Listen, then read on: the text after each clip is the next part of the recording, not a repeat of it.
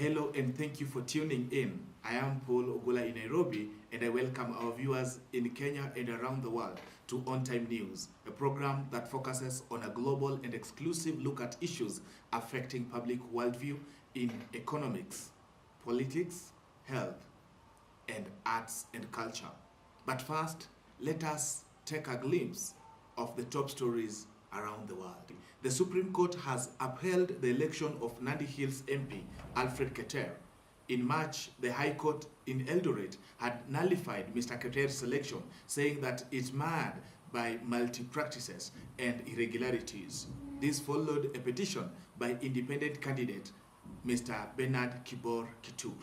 The cost of flight to Kisumu ahead of Christmas has for the first time overtaken that on the Mombasa route on increased demand. Those traveling to Kisumu from Nairobi on Jumbo Jet will pay 14,500 Kenya shillings on December 21st, the highest in the weekend to Christmas Day. The African continent has come quite a long way with regard to espousing democracy, yet it still has to overcome numerous hurdles as it endeavors to rewrite its history. Among the many setbacks the continent has suffered over the years as the host of so-called African dictators club who continue to hold their citizenry. Ransom while ruthless clamping down on any opposing voices. Catch this discussion later on as we dig deeper into dictatorship in the African continent. On to globalization. Many countries in Africa have not had free and fair elections. And Zimbabwe is the most obvious example where the dictatorship or dictator has no plans on changing anything for the time, as he personally enjoys every single minute of power. In Africa, there have been cases of unconditional seizures of power, or leaders have stayed in office despite a lack of electoral support. There has been, at best, some form of sadism, mediation, but not the threat of military intervention. The war in the DRC has been far danger than those in Liberia and Sierra Leone, where the East African Region Force intervened. And there have been a number of other cases instantly, where a sadist force fight well have played a role in bringing about legitimate governance, including Madagascar, Zimbabwe, and other countries. Example of dictators that Africa has had include Idi Amin Dada, who served as president for years in Uganda. Example of dictators that Africa has had include Idi Amin Dada, who served as president for 8 years in Uganda, 1971 to 1979. Hussein Haba, Chad, 1982 to 1990. Omar al-Bashir in Sudan, 1999 to present, among others. Our question tonight is dictatorship unavoidable in the current leadership? We shall delve into this discussion towards the end of this bulletin. But first, let us have our correspondence feature from our correspondent, Mr. Kelvin Kimaili. A healthy politics is a symbol of a wealthy society, of which vice versa is a crippled society where the elite group are condemned to isolation and incommunication, even if they were spared the torture. Fear and silence become a mandatory of life in the name of dictatorship. It is the enemy of all growth within a nation. Is Kenya sliding into a dictatorship state? Living in Kenya these days often feels like an alternate reality, far removed from the ear, and such alien concepts as the Constitution, the Bill of Rights, and democratic freedoms seem senseless and meaningless. Leaders are detained left, right, and center, humiliated, and even some get exiled, if not murdered, when they're standing in for the truth. It feels like we are back in the dark era where leaders were ruling with an iron fist for more than a decade without bothering what will happen to the next generation. Research done by On Time News proves that 95% of African leaders are dictators. As a result, we are left languishing in poverty because bad leadership is worse than a curse. Aftermath, political instability, premature deaths, loss of jobs, wastage of resources, dwarf economy, among others. Everybody is a leader at their capacity based on their sphere of influence. If you will convince a man that he does wrong, do right. But do not care to convince him, for men will believe what they see. Leadership is an action, not a position. Let us collectively stand against dictatorship and understand that a leader takes people where they want to go, but a great leader takes people where they don't necessarily want to go, but ought to be. Kelvin Kimaili for On Time News. Joining us now is our correspondent, Mr. Kelvin Kimaili, to give us the situation on ground regarding on dictatorship.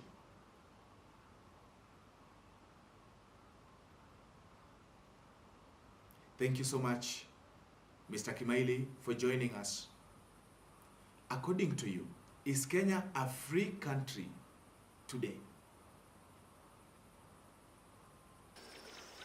Mr. Ogolla, I'm getting you loud and clear from Machakos County. There's a perception of many Kenyans when it comes to whether there is dictatorship in the country is divided, because you find that Kenya is divided when it comes to the political support that they offer their politicians. So they might want to be oblivious of the fact that their politician is a dictator or not, and they decide to follow their support mechanism. That is when it comes to politics. But also there are those who are learned and they are aware of what is happening in the country, and they see some situations that go beyond what is expected. So it's a heated debate, it's a 50-50 thing, but time will tell whether it's something that is going to blow out of proportion. Back to you, Mr. Ogolla, in the studio. That was our correspondent, Mr. Kelvin Kimaili. On social media, Grace Maingi says yes, because as long as our leaders learn to be servant leaders. We have panelists lined up for you, but first joining us is Mr. Paul Ogolla, a communications strategist and a political analyst. Mr. Hesbon, what prompts dictatorship? Well, I think most developing countries, the majority of them are in Africa, still suffer from, the powerful man syndrome, and this belief that if one of our own is in power, then we are likely to develop, especially in most of these countries that are multi-ethnic, and you realize that it then results in a situation where leadership in Africa is bestowed on someone who is believed to be a strong man, very powerful, who is able to keep power within a certain, region or within a certain ethnic community. And increasingly, when these people have many people singing and supporting them, I think they become powerful and taller than life. And when power gets into their head, I think it can only get worse, that now they start fighting not to be in power, but to protect the bad things that they have done while in power, and it becomes something perpetual, something that they have to do. Look at what is happening in Uganda, for instance. I don't think Museveni enjoys power as much as he enjoys, protecting what he has built around himself. So there is that fear that if he is out of power, the wealth that he has accumulated, the cloud that he has accumulated will go away. And I think it happens in so many other countries. And when the last time Olusegun Obasanjo was here, he actually made a statement like that. You remember Olusegun Obasanjo is a former president of the Federal Republic of Nigeria. He said that when African leaders see the way African leaders who are disposed out of power suffer, it doesn't make them a lot more democratic. It makes them cling to power and become a lot more autocratic. So they see what happened to Hosni Mubarak, they see what happened to former Libyan strongman Muammar Gaddafi, and there is that sense that I would rather be here until I go to be with my maker than lose, because if I lose I'll suffer like Hosni Mubarak. And how can dictatorship be thwarted? As citizens of a country, I think there's a lot that citizens can do, to deal with dictatorship. And because my background is in communication, I guess I'll be biased here. That the only way citizens can deal with the leadership in their country is to get involved and expose themselves to as much information as possible.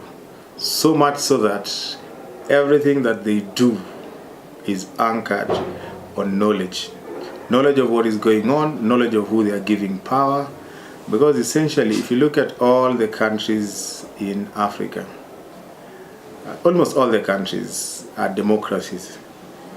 Now, even the ones that seem to be having some sort of dictators are democracies. Look at Rwanda is a democracy, Uganda is a democracy, Kenya is a democracy, South Africa is a democracy. So if any of this country slips into a dictatorship, it is because the people allow that to happen. So is there a way we can thwart dictatorships in Africa? Yes. We as Africans need to get involved. We need to know who are these guys presenting themselves to be elected into leadership positions. I can tell you for free, if Ugandans involved themselves, if Kenyans involved themselves and voted for the people on the basis of the content of their character and their track record, people they know, then would have credible leaders who win by landslides, would have an informed electorate that can take that power from these leaders if they decide to become dictators. Because these democracies are essentially having all the characteristics of a democracy, that elections are held periodically. So there is no one who will have that power forever. And if the electorate has information, it means that if someone bad slips in, it is only for a period of time. If it is in Kenya, it's only for 5 years, and we can get him out. Thank you, Mr. Hesbon. Up next is Mr. Philip Katumo. Mr. Katumo, have you ever experienced dictatorship? When we came into office, there was a lot of dictatorship from the administration in our capacity as DUSA. That you could forward some things to the administration, and yet you are told it doesn't require your attention. That is not your work. Just go back into the office and do your work. And most of the times we will be shut and told that we are students. So that is the kind of dictatorship that I faced while in office. What prompts dictatorship? I think what prompts dictatorship is power. You feel that you can lead everybody and nobody should correct you.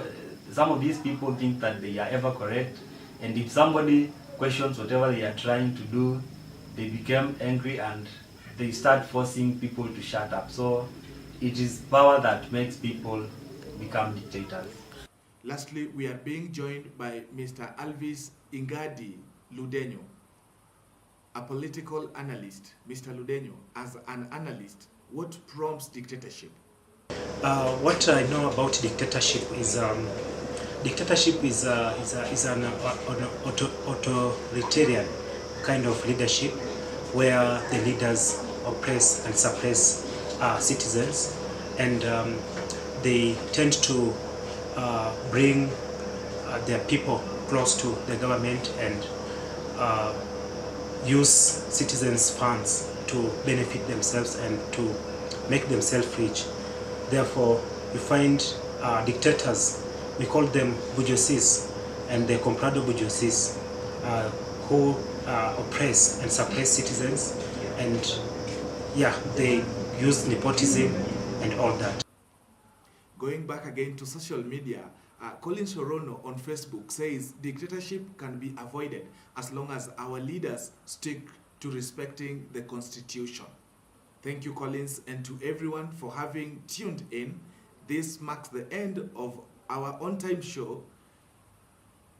I have been your host, Paul Ogolla. See you soon.